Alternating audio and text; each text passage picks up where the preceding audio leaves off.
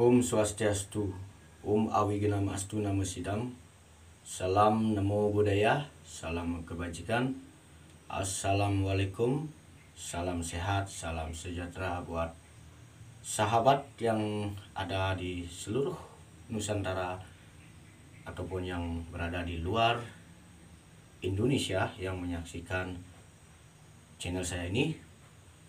Saya dari Bali, dari Gandemayu Channel. Kembali saya mau berbagi sedikit mengupas tentang batu akik, sedikit seperti yang sudah ya, video-video yang sudah saya upload. Sudah lama sekali saya nggak berbagi di bidang mengupas pusaka alam ataukah batu akik, tentang filosofi dan tuah-tuah yang terkandung di pusaka-pusaka batu-batu unik bertuah menurut dari versi saya sendiri. Sekali lagi saya mohon maaf, bukan maksud menggurui. Buat umat sedharma semeton yang beragama Hindu, selamat Hari Raya Sume Pemacekan Agung dan Hari Raya Galungan yang sudah lewat. Selamat menyongsong Hari Raya Kuningan. Baik, saya langsung saja ke tema hari ini. Jadi tema yang saya ambil itu adalah batu akik yang biasanya digemari oleh para pedagang dan dianggap bertuah mendatangkan hoki, rezeki sebagai mediator dalam perdagangan. Batu-batu ataukah pusaka alam yang berbentuk batu akik atau permata, apakah yang biasanya diminati atau dianggap dan dipercaya mempunyai tuah dan filosofi, juga hoki, ataukah diyakini bisa menjadi mediator mendatangkan rezeki di dalam usaha perdagangan, ya. Jadi menurut dari versi saya sendiri, karena saya juga sebagai kolektor ataukah suka dan hobi ya mengkoleksi berbagai batu-batu akik yang saya anggap bertuah dan berfilosofi. Jadi sekali lagi, seperti video yang sudah saya unggah sebelumnya tentang pusaka alam, benda-benda bertuah, batu akik, bambu, kayu dan lain sebagainya, bukan sama sekali mengajak saudara-saudara semua untuk mendewakan benda, namun meyakini bahwa kebesaran Tuhan Yang Maha Esa menciptakan berbagai benda-benda unik, pusaka-pusaka unik, batu-batu unik yang diberikan kepada kita dari sudut kita yang meyakini di bidang itu, memberikan sebuah tuah atau filosofi tersendiri yang nantinya sugesti dari kekuatan pikiran orang yang meyakini akan membuat benda itu bisa dikategorikan atau dibilang berfungsi ya. Jadi sekali lagi, kalau benda menurut saya, batu akik dan lain sebagainya,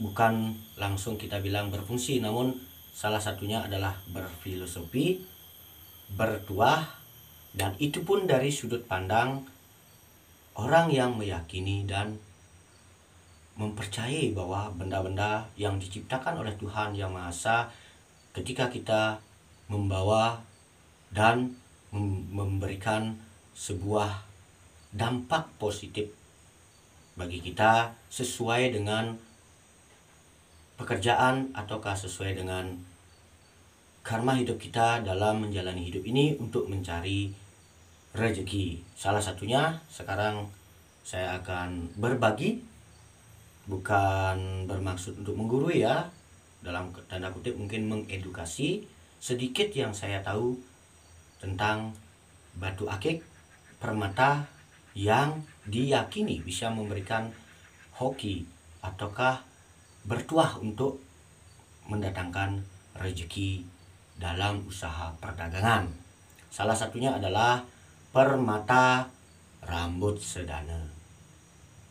Kalau di Bali kita bilang permata rambut sedana.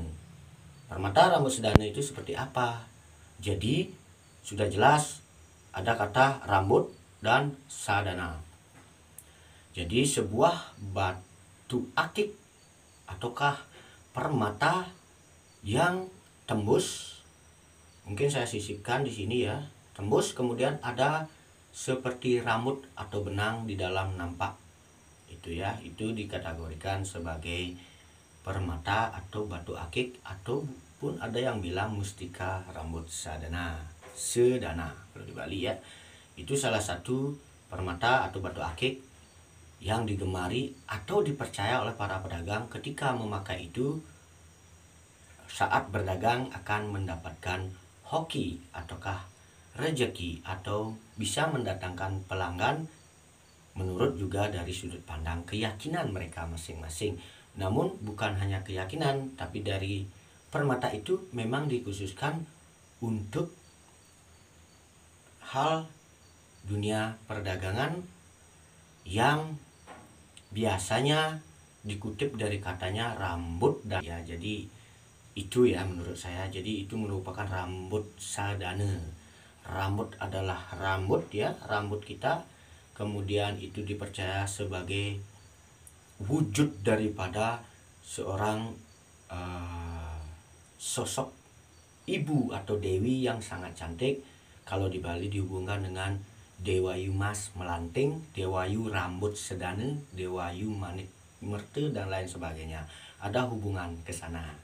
Kemudian permata atau batu akik yang kedua adalah batu celebung atau batu akik atau mirah cempaka. Jadi seperti apa mirah cempaka atau batu yang dikategorikan sebagai batu akik yang notabene-nya atau namanya dihubungkan dengan bunga cempaka.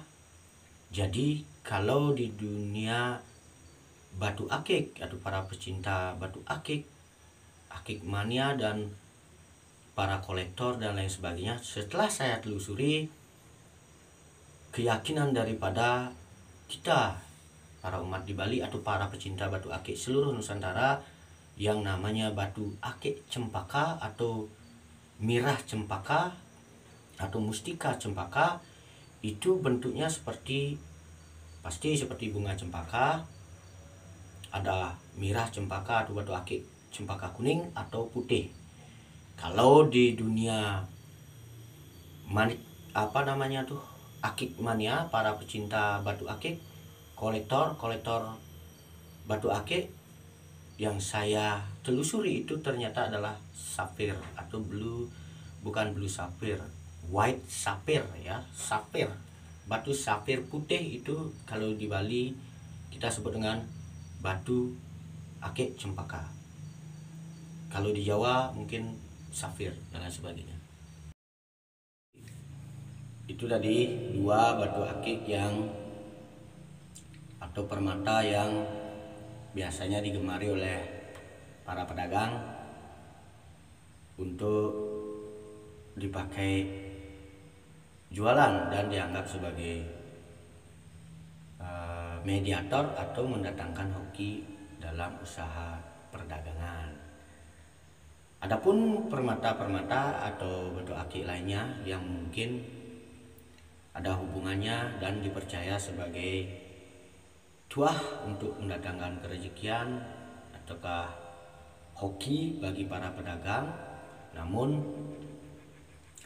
yang dua itu adalah biasanya paling banyak digemari. Yang nomor dua itu adalah mirah cempaka. Ada yang berwarna putih seperti bunga cempaka, ada yang berwarna kuning. Jadi ada yang berupa batu akik tembus atau celebung, ada yang berupa mirah. Jadi kenapa mirah cempaka atau batu permata cempaka atau batu akik permata cempaka, maaf selimputan, dianggap dan bertuah buat para pedagang karena kalau di Bali bunga cempaka itu harum. Jadi bunga cempaka biasanya adalah bunga para dewi. Seperti keyakinan bagi umat Hindu di Bali ada namanya Dewayu rambut sedana, seperti tadi bilang saya, Dewayu manik emas melanting, Dewayu manik merte, dan Dewayu manik galih atau yang lain sebagainya sebutannya. Itu adalah sosok seorang ibu atau dewi yang sangat cantik. Biasanya selalu di rambut beliau ada bunga cempaka, baik yang berwarna kuning atau berwarna putih. Jadi diyakini dengan batu akik permata cempaka atau mirah cempaka, para pedagang, biasanya ibu-ibu yang berjualan memakai itu bisa menebarkan aroma harum dan dianggap bertuah untuk menarik para pelanggan, bukan menarik namun menarik minat para pelanggan yang datang belanja dan merasa nyaman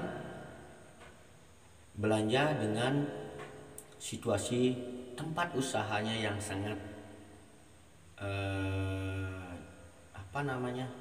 dirasakan nyaman, dirasakan harum seperti itu ya. Jadi kesana arah sugesti daripada para pedagang yang biasanya meyakini mirah cempaka atau batu permata cempaka dalam usaha dunia perdagangan gitu ya. Adapun beberapa batu-batu akik atau permata yang biasanya bisa dihubungkan ke sana, ada yang namanya yang ketiga mirah banyu atau batu akik celebung tembus banyu, dari katanya celebung banyu atau permata banyu atau mirah banyu. Biasanya batu akik yang dia tembus warnanya putih agak seperti susu, itu bisa dikategorikan mirah banyu, permata banyu.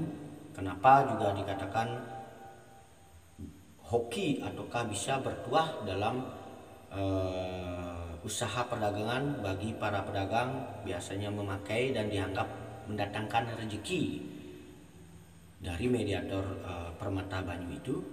Jadi dari katanya bisa diambil banyu, artinya banyu itu sejuk untuk pembersihan, untuk pengelukatan, atau memberikan rasa nyaman, memberikan rasa lega saat kita haus ya. Kalau di banyu itu artinya seperti rendaman beras, air dari rendaman beras itu kalau di Bali kita sebut banyu.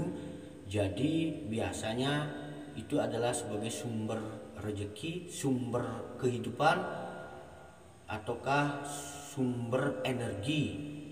Biasanya air dari rendaman beras itu disiram ke bunga anggrek, tanaman lain cepat berbunga. Jadi dari proses banyu, manfaat daripada banyu itu dihubungkan dengan yang namanya permata banyu atau mirah banyu atau mustika banyu, diyakini bisa mendatangkan rezeki, mendatangkan nilai kesejukan ataukah filosofi tuah tersendiri saat dibawa untuk berjualan atau dalam usaha perdagangan.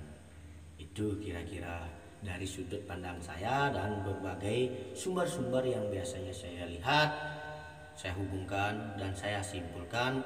Semoga para pecinta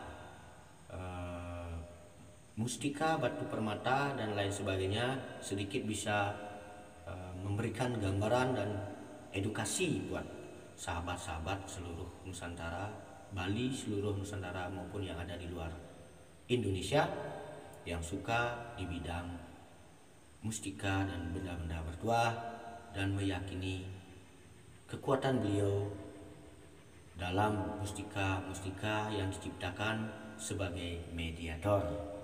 Sekali lagi saya mohon maaf jika ada salah kata, bukan maksud menggurui. Sekali lagi semoga video saya ini bermanfaat. Salam Rahayu, salam sejahtera, salam Namo Buddhaya, salam satu hobi, salam satu rumpun, salam satu rumpun, salam satu jiwa. Semoga video ini sekali lagi bermanfaat, hanya sebagai gambaran sedikit dari apa yang saya ketahui. Sekali lagi saya mohon maaf jika ada salah kata. Saya tutup dengan para Sandi. Om Santi, Santi, Santi. Assalamualaikum, salam rahayu, sahabat seluruh Nusantara.